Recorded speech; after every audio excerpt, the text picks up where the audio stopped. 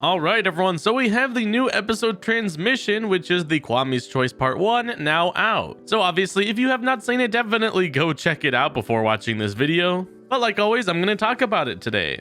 First, I want us all to appreciate how nice and just supportive Adrien was in this episode. Really nice to see. His character has just been really good this season, so props to him. Now, on the contrary, what is up with the class this season? They are just messing everything up. Like, they've been pressuring Marinette and Adrien to get together and do their kiss, and they literally stalked them on the Ferris wheel that one time. So it's like, why? What are you doing? Like, the class, like, they were throwing a party when Marinette was feeling bad. Like, they just assumed that Adrien was gonna go fix it and it was gonna be all good. But no, like, Marinette was having a terrible time. You don't just throw a party. It's like, man, the class is really lacking this season. And then obviously we saw Adrien get rejected, which is really interesting. I don't think, aside from like Ladybug and Cat Noir, this is the first time that we've seen Adrien himself get rejected. And it was just so heartbreaking, especially since we've seen how nice he has been this season. So that was just hard to watch. Now, I actually learned a pretty cool fact, and it gives us an idea of the timeline of the show. So according to Max, it has been 286 days since Adrien first came to school, so about 9 months. So that means that they haven't even had the Miraculous for over a year yet, which I thought they had been. At least they're in the start of a new like semester, at least, or a new year, a new school year. But yeah, it's pretty interesting to just get an idea of where they are in the timeline. It hasn't even been a year yet.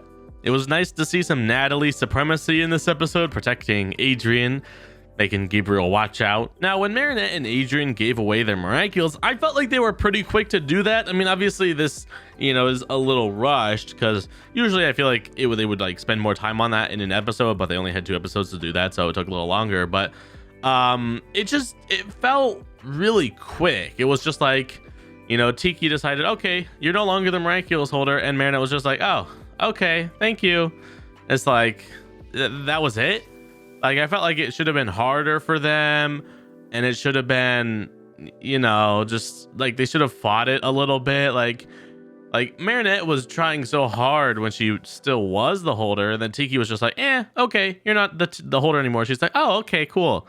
It's like, nah, I feel like they should have tried a little harder. I don't know, maybe that's just me, but it felt like a little quick there on their end. Now, Gabriel in this episode is just an absolute monster. Like, at first he was thinking about akumatizing Adrien, and then he was like, nah, I'm not going to. He's my son, right? And then we saw him go to Adrien's room. Natalie was like, watch yourself. And he was like, yeah, I'm not a monster. And then he went in and gave Adrien a ring to use him. Like, he was trying to take advantage of his sadness to get him to wear a ring. And it'd be one thing if he was actually genuinely concerned about Adrien, but all he wanted to do was for him to have a ring to akumatize him and give him more power. So it wasn't even like that he cares about Adrien. He just wanted to get a better villain out of him.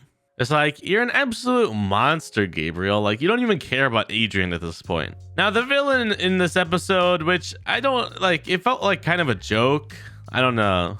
It felt like kind of a joke villain. But anyway, apparently he had like 6 or 5 rings. It's like, why do you need that many rings? It's like having that many cell phones, like, and like less functionality than a cell phone, apparently.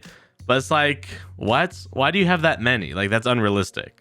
Like, that's the kind of power that you save to where it's going to be a big villain to fight. With the 2 new heroes, it was just sort of like, yeah, okay, we'll take care of him real quick. And it was like, if he had like 5 rings, you would expect that to be a bigger deal. But it was just sort of like, okay, done in 5 minutes kind of thing. It was like, what the heck? Now, I'm really excited for the next part of this episode, because obviously Monarch at the end there was like, ah ha ha, new movement detected on the rings. I now know who you are.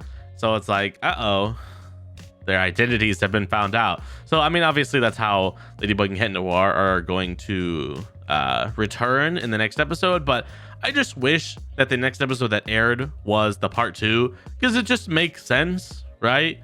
But I don't know. I guess we'll just have to wait and see. The episode did end pretty nicely. Like, it wrapped up in a nice way, and it wasn't like you were missing out a whole lot.